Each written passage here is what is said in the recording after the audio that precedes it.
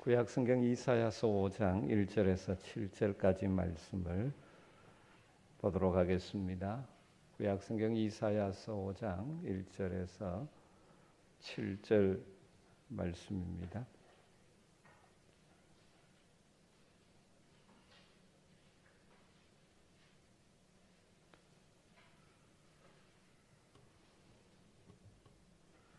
이사야서 5장 1절에서 7절 말씀 한 절씩 교독하겠습니다. 나는 내 사랑하는 자를 위하여 노래하되 내가 사랑하는 자의 포도원을 노래하리라. 내가 사랑하는 자에게 포도원이 있으며 심히 기름진 사내로다.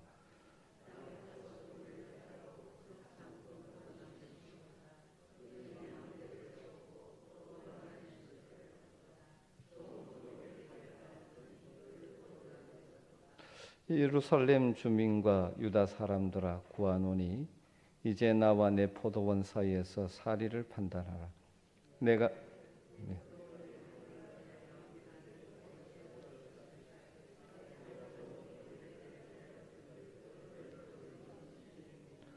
이제 내가 내 포도원에 어떻게 행할지를 너희에게 이르리라. 내가 그 울타리를 걷어 먹힘을 당하게 하며 그 담을 헐어 짓밟히게 할 것이요.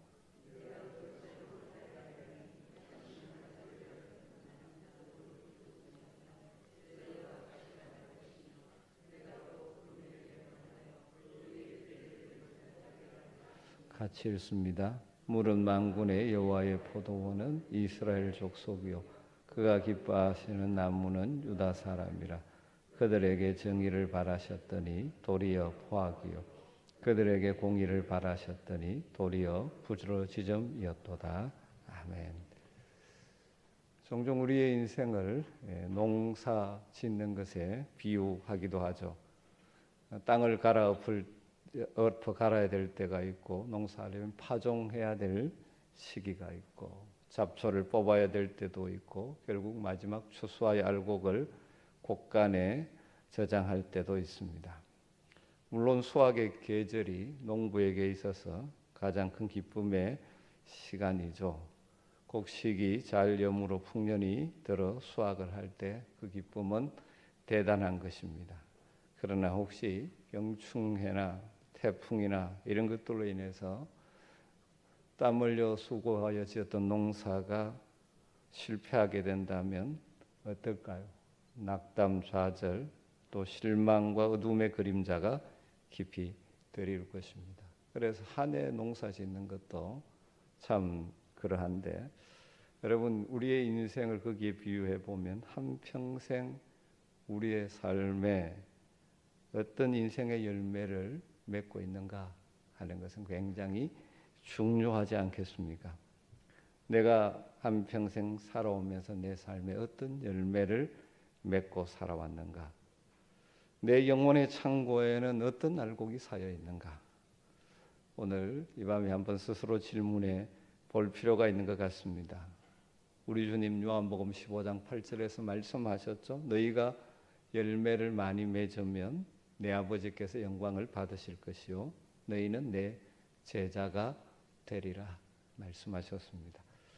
오늘 우리가 읽은 본문의 말씀은 포도원의 노래라고 불리는 내용입니다. 이 말씀은 하나님께서 택한 이스라엘 백성을 위하여 얼마나 많은 사랑과 정성을 쏟았는지를 먼저 보여주고 있죠. 포도원에 비유하면서 먼저 심히 기름진 산 땅을 하나님께서 택하셨습니다. 그리고 땅을 파고 돌을 제하십니다. 그리고 극상품 포도나무를 심었습니다.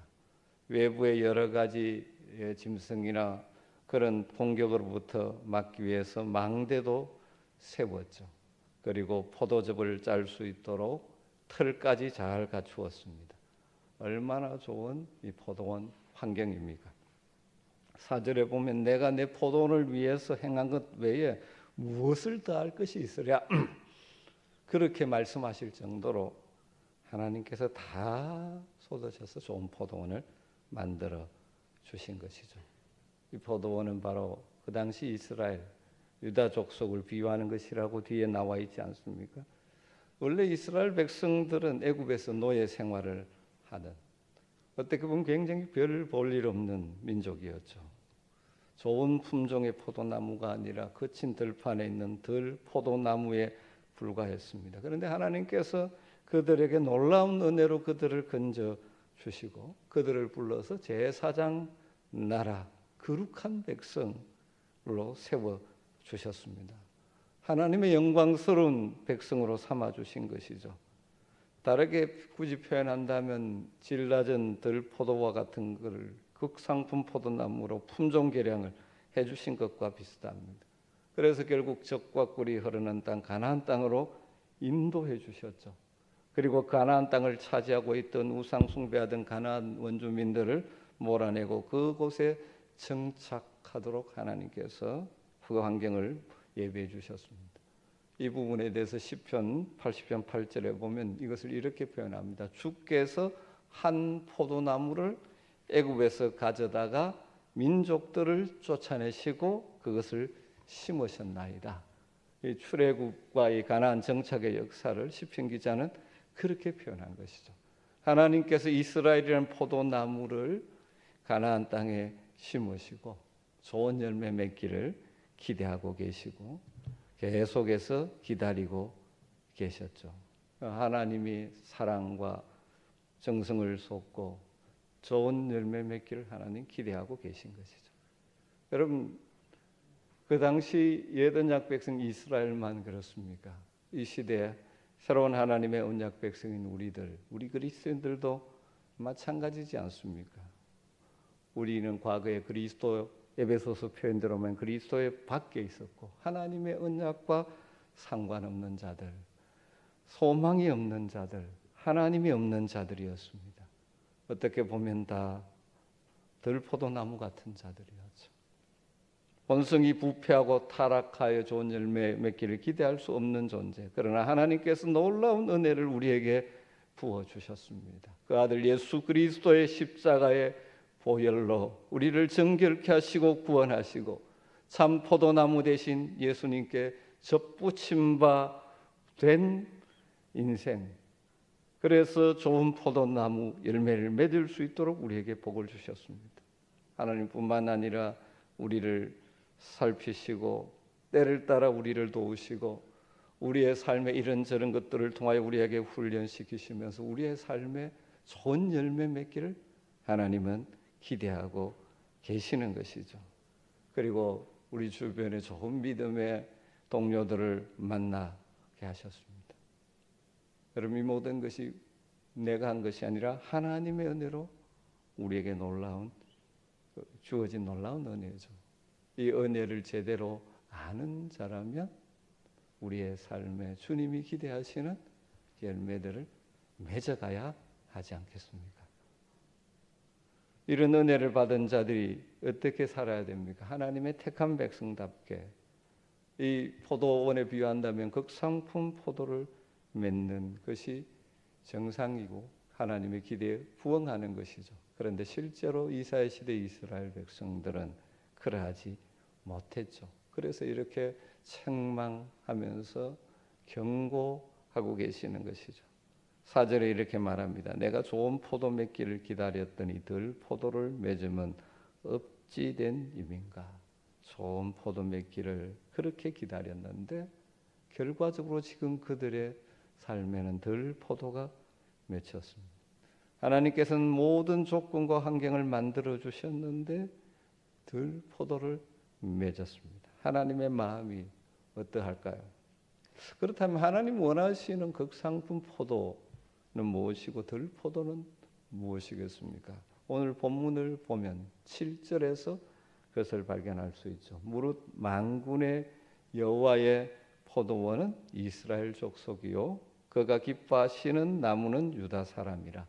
그들에게 하나님 뭘 바라셨다고요? 정의를 바라셨더니 도리어 포악이요. 그들에게 공의를 바라셨더니 도리어 부르짖음이었도다. 그러니까 하나님께서 택한 백성들을 부르시고 이스라엘 백성들에게 기대하시는 열매가 본문 자체로 보면 무엇입니까? 정의와 공의였죠. 하나님은 이스라엘 백성이 정의로운 공동체, 공의가 강물같이 정의가 하수같이 흐르는 세상과 구별된 제사장 나라 거룩한 백성이 되기를 원하셨습니다. 하나님을 경외하고 그 하나님의 사랑을 따라서 이웃을 사랑하고 많은 사람들에게 하나님을 보여주고 연결하는 거룩한 나라, 제사장 나라 되기를 원하셨습니다. 그런데 그들이 실제로 맺은 것은 정의 대신에 무엇이라고 말합니까? 포악이었습니다.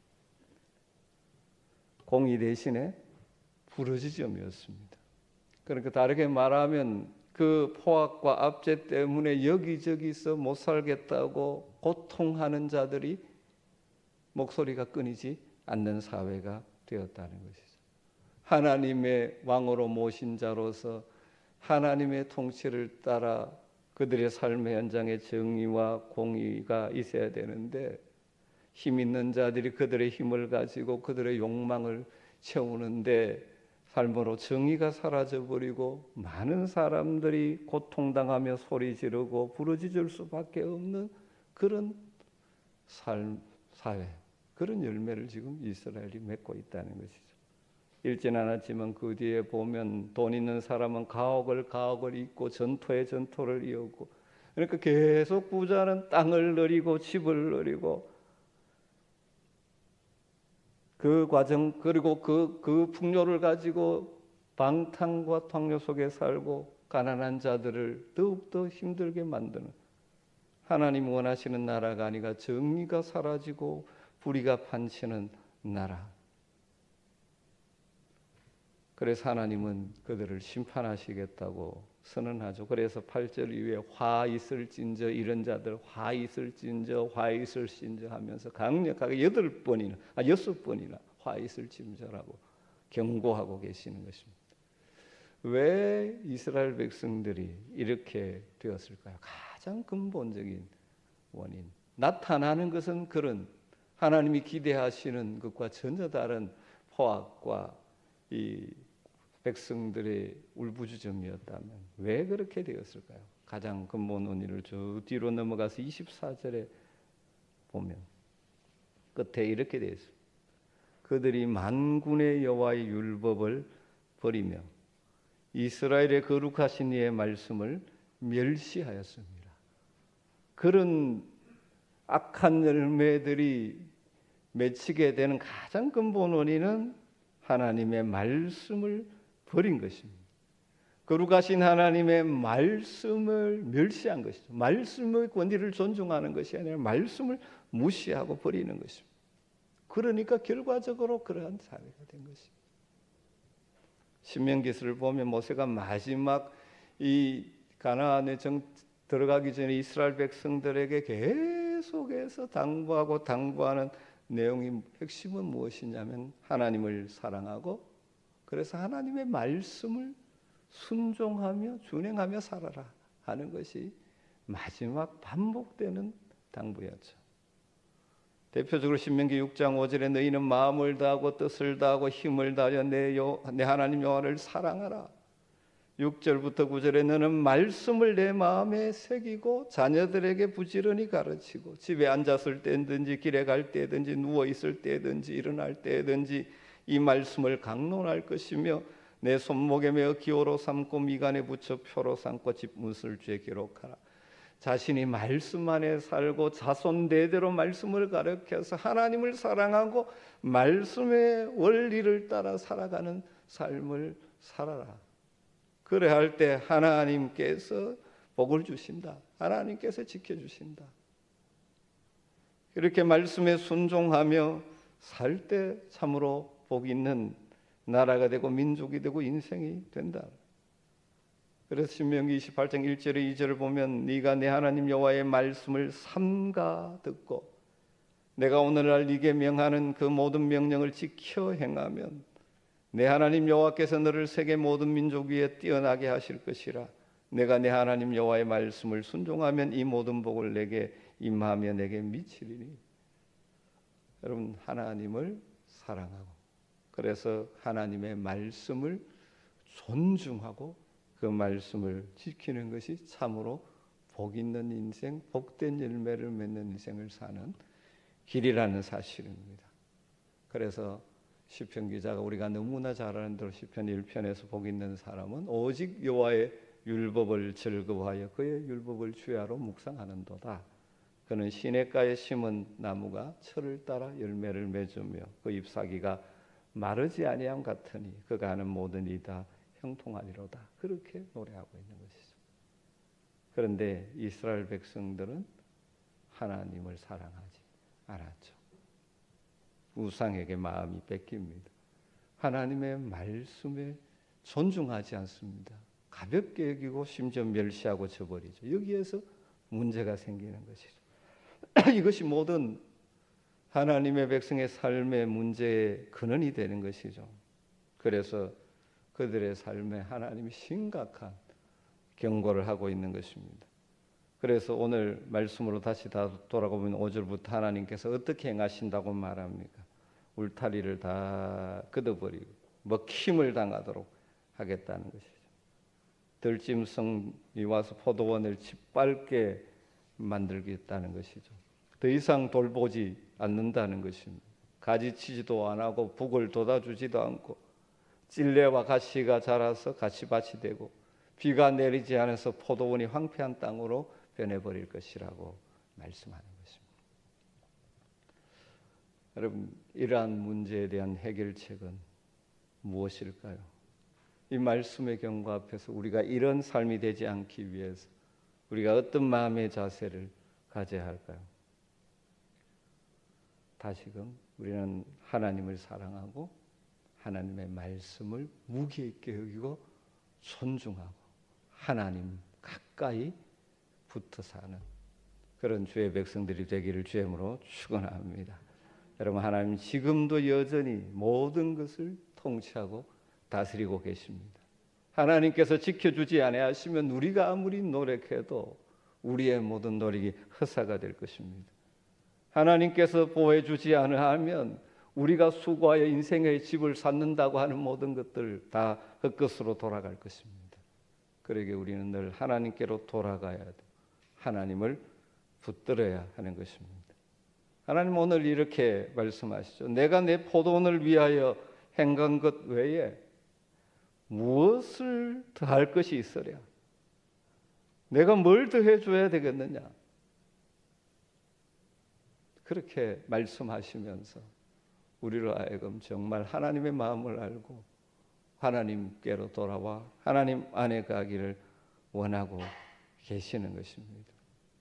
여러분, 늘 겸손하게 하나님의 특별한 은혜와 사랑을 받은 자로서 하나님을 사랑하고 하나님이 원하시는 내 삶의 열매를 맺으며 살아갈 수 있기를 늘 소망하고 기도하며 사시기를 주의 이름으로 축복합니다. 우리의 인생에 덜 포도가 열매가 맺히는 것이 아니라 극상품 포도 열매를 맺는 복이 있게 되기를 주의 이름으로 축복합니다. 예수님께서는 요한복음 15장에서 또 포도나무와 가지의 비유를 우리에게 말씀하시면서 우리가 그런 풍성한 열매를 맺는 삶의 비결을 너무나 분명하게 우리에게 말씀하죠. 우리가 극상품 포도 열매를 맺어 드리려면 어떻게 해야 됩니까? 포도나무 되시는 주님께 붙어 있어야 하는 것입니다. 붙어 있어야 하는 것입니다. 요한복음 15장 4절에 이렇게 말씀하죠. 내 안에 거하라. 나도 너희 안에 거하리라. 가지가 포도나무에 붙어 있지 아니하면 스스로 열매를 맺을 수 없음 같이 너희도 내 안에 있지 아니하면 그러하리라. 여러분, 우리는 주님 안에, 주님이 내 안에, 주님과 친밀한 교제, 주님께 붙어 있는 인생. 우리가 열매를 맺는 하나님이 기대하시는 선한 열매를 맺는 복된 인생을 사는 것은 예수님 안에 거하는 것입니다. 주님과 더불어 연합하여 그의 영인 성령과 함께 동행하며 사는 것입니다.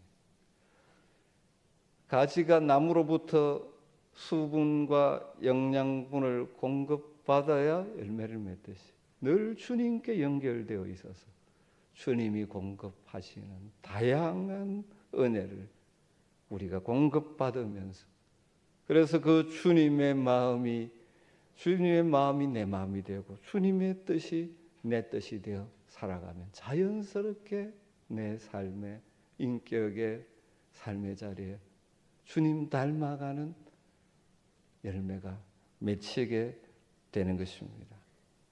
여러분, 그러기 위해서면, 주님의 마음을 알기 위해서는 주님의 마음이 담겨있는 주님의 말씀을 더 깊이 알고 묵상해야 되겠죠. 주님의 말씀을 읽지도 않으면서 주님의 마음을 알 수가 없지 않습니까? 그리고 깨달을 때마다 순종의 발걸음을 옮겨 놓는 것이죠.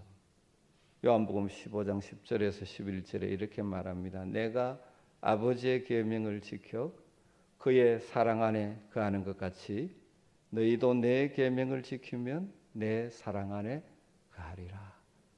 주님을 알고 주님을 사랑한 것하고 뭐가 연결되어져 있습니까? 주님의 말씀 안에 거하는 것입니다. 내가 이것을 너희에게 이루면 내 기쁨이 너희 안에 있어 너희 기쁨을 충만하게 하려 함이라. 왜 이 말씀을 합니까? 이 말씀대로 살면 어떤 열매가 맺힌다고? 우리 안에 기쁨이 충만하게 된다고 말씀하고 계시는 것입니다. 우리가 주님 안에 거할 때, 다르게 말하면 말씀 안에 거할 때, 말씀에 순종하며 살 때, 그것이 바로 주님께로부터 늘 공급받는 삶을 사는 것이고 우리가 기쁨이 충만하게 된다는 것입니다. 단순히 우리 주님 열매를 많이 맺어야 된다 그렇게 명령하기보다는 더 우선적으로 열매 맺는 삶이 되기 위해서 어떻게 하라고? 내 안에 거하라. 내게 붙어 있으라. 그렇게 말씀하시는 것이죠. 여러분 생각해 보시고 주님께 붙어 있어서 늘 주님을 묵상하고 삶의 자리 순간순간에서 주님의 뜻을 생각하고 주님이 원하시는 바를 생각하고 부족할 때마다 주님의 도우심을 구하고 지혜를 구하고 힘을 구하고 살면 내 인격과 삶의 자리에 선한 열매들이 맺히는 것이 당연하지 않겠습니까? 그러니까 주님 안에 거하기만 하면 자연스럽게 열매가 맺힌다는 것이죠. 왜냐하면 우리 주님은 참 포도나무시기 때문이죠. 가지가 나무에 붙어 있으면 절로 열매를 맺는 것처럼, 사랑하는 성도 여러분, 우리 하나님은 우리의 삶에 우리를 이렇게 부르시고 다양한 은혜로 우리를 채워주시면서 우리의 삶에 좋은 열매를 기대하고 계십니다. 그런데 그 열매를 맺는 가장 근본적인 것은 하나님을 사랑하고 그 말씀을 붙들고 사는 것이고, 신약의 표현에 따르면 주님 안에 거하는 것이죠. 주님을 사랑하고 주님의 말씀 안에 거함으로 우리의 삶에 시냇가에 심은, 우리의 모두가 시냇가에 심은 나무처럼 우리의 환경은 좋을 때도 있고 나쁠 때도 있습니다. 그러나 시냇가에 심은 나무는 가뭄의 때나 그렇지 않은 때나 열매를 맺을 수 있어요. 왜? 계속 공급받기 때문에. 우리의 인생에 평안한 때도 있고 인생의 여러 가지 가뭄의 때도 어려움의 때도 만납니다. 그럼에도 불구하고 주님께 붙어 있는 자들, 그래서 주님의 말씀에 뿌리를 내리고 있는 자들, 주님의 공급하시는 은혜를 드리던 자들은 외부적인 환경을 뛰어넘는 복된 열매를 맺는 인생이 될 줄로 믿습니다. 특별히 또 가을이 시작되었는데 이 말씀을 생각하면서 안타깝게도 이스라엘 백성들이 하나님이 기대하시는 삶의 열매가 없어서 책망받는 모습을 보면서 또 주님의 말씀을 연결해서 묵상하면서 이 가을에 우리의 삶에 또 주님이 기대하신 열매들을 맺어갈 수 있는 은혜가 있게 되기를 주의 이름으로 축복합니다. 우리 말씀을 생각하면서 같이 기도하는 시간을 갖도록 하십시다. 한번 오늘 말씀 앞에서 정말 내 삶을 한번 돌아보십시다. 하나님 기뻐하시는 열매들이 내 인격에, 우리의 가정에, 내 있는 삶의 자리에 어떻게 맺혀지고 있는지, 혹시 그것이 너무나 부족한 것 같으면 주님 앞에 있는 모습 그대로 내놓고, 주님 나의 연약합니다, 주님 죄송합니다 고백하면서, 주님 내 인생이 열매 맺는, 주님 기뻐하시는 열매를 맺는 남은 생애가 되게 하여 주시옵소서. 무엇보다 하나님을 사랑하고 말씀을 존중하고 말씀에 순종함으로 삶에 정말 정의와 공의와 하나님 기대하시는 열매가 있게 하시고, 날마다 주님께 붙어서 주님 안에 거하고 주님 내 안에 거함으로 주님과의 친밀한 교제가 끊어지지 않으므로 주님이 공급하시는 힘과 지혜로 세상 속에서 선한 열매를 남기는 인생 살기를 소망하면서 우리의 연약함을 올려드리며 주님의 도우심을 구하며 함께 간절하게 기도하는 시간을 갖도록 하겠습니다. 같이 기도하겠습니다. 아버지 하나님 감사합니다. 오늘 밤에도 다시 한번 이사의 말씀을 통하여 우리에게 정말 우리를 부르신 하나님이 우리에게 길을 기대하시는 귀한 일상을 줬습니다. 오 주님 헌년의 인생을 살아가고 주의 여전히 믿어 주님 우리를 통하여 주님을 나를 통하여 주님을 보게 될 텐데, 주님 아버지 하나님이여 예를 듣는 아버지 우리 그리스도의 청순한 분량에 가지게 될 텐데, 여전히 부족함을 주님 앞에 고백드립니다. 여전히 흔들리고 쓰니 오 주님 이스라엘 백성들이 하나님을 하나고 날마다 하나님을 하며 말씀 듣기를 힘쓰며 주님 나를 때마다 삶의 자리에 순종의 발걸음을 옮겨줘. 아버지 하나님의 일생으로 이루어지는 하여 주시기를 원합니다. 아버지 하나님의 주님 말씀하시는데 주님 할매 주님이 저르지 않게 하시고 얼마나 하게 하시는 주님을 바라보며 주님의 손붙잡고 주님 하나님을 돌아들이고 오 주님 행하며 님과 교제하며 주님 행하시는 일을 생애 오인지를 뛰어넘으며 할매 주님 하시는 열매를 주님에게 되기를 온전히 소망합니다. 주님 성도들에게 주님을 하시고 아버지 하나님이 하시고 다시 한번 우리의 열매들을 묵상하며 하나님의 도우심을 가며 나오게 하여 주시옵소서. 전 그리스도일 때마다 우리의 믿음을 인하여 주님의 이쁨을 올려드릴 수 있는 이름으로 교회가 되게 하여 주시옵소서. 오 주님 주시옵소서.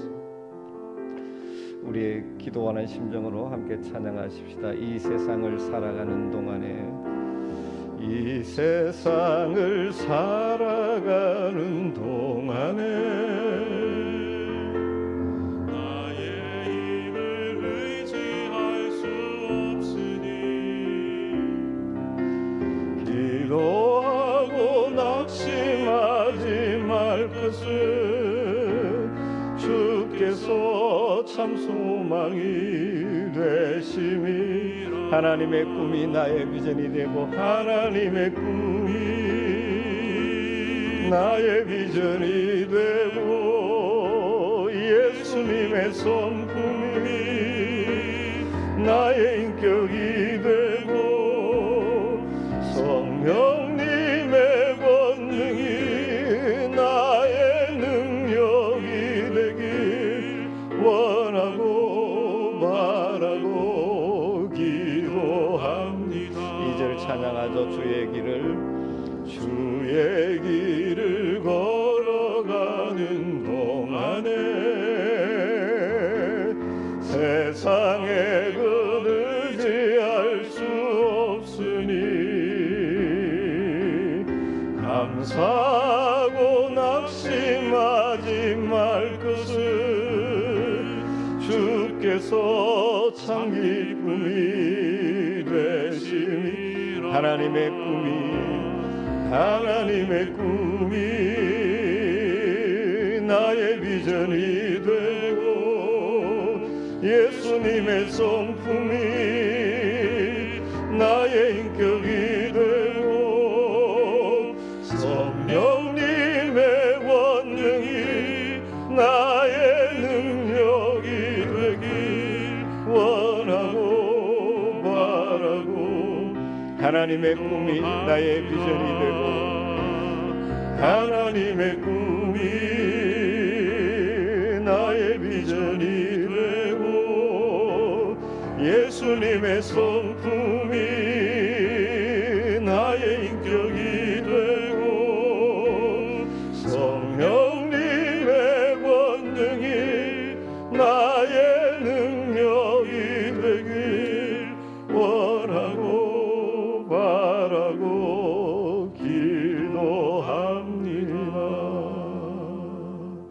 계속해서 기도할 때 이번 주 공동 기도 제목을 따라 기도하면 좋겠습니다. 주일 말씀을 생각하면서 여러분의 모든 관계 속에서 거릇된 사랑이 아니라 참된 사랑을 통하여 풍성한 은혜를 누릴 수 있기를, 세상의 헛된 사랑이 아니라 정말 주님 안에서 참된 사랑 가운데 여러분의 가정이, 여러분의 모든 부부 관계와 자녀와의 관계가 든든히 세워질 수 있기를, 여러분의 가정을 생각하면서 정말 사랑의 공동체가 되기를 생각하며 주일 말씀을 생각하면서 기도하시고, 두 번째로 세워진 목자들에게 섬김의 기쁨을 알게 하시고 목장으로 모일 때마다 말씀과 은혜의 나눔이 풍성한 시간이 되게 해달라고, 특별히 세 번째, 작정한 태신자를 품고 기도할 때 한 영혼을 사랑하시는 주님의 마음을 주시고 십자가로 실천하신 사랑을 본받게 하소서. 우리 새생명 축제 또 초청을 생각하며 태신자를 작정하고 있는데 모든 성도들이 이에 동참하고 우리가 기도하면서 섬길 때 성령께서 역사하심으로 이 가을에 우리를 통하여 주께로 돌아오는, 하나님 가장 기뻐하시는 잃어버린 자를 찾는 역사가 우리의 삶과 우리 교회에 있게 되기를 이번 주 공동기도 제목을 따라 간절하게 같이 마음을 모아 기도하겠습니다. 아버지 하나님, 이 시간도 성도들이 마음을 모아하고 있습니다. 주의 주시던 말씀처럼 그때 사랑으로 상처와 갈등과 살고 주의 세상에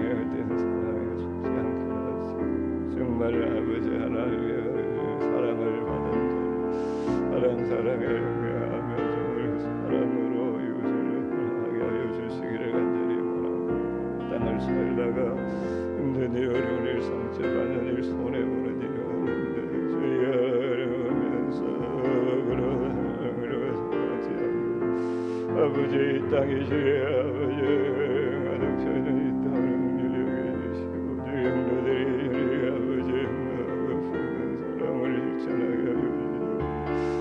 아버지 하녀들의 믿음의 본을 보이고 주의 하녀들의 하루의 양념을 수 있도록 주의 부모들에게 은혜를 하여 주시기를 원합니다.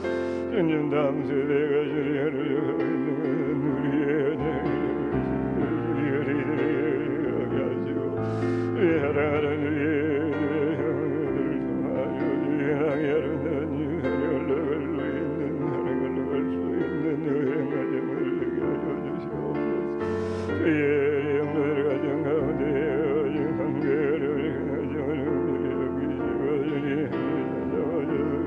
고쳐주시기를 간절히 원합니다. 주님 아래 어진 학자들에게 주님의 알게 하시고 행동할 수 있는 것을 주시고 올 때마다 행하도록 함께할 때 흥연히 하시게 먹으시고 이 동안의 성장에 가는 하늘 가족의 사랑을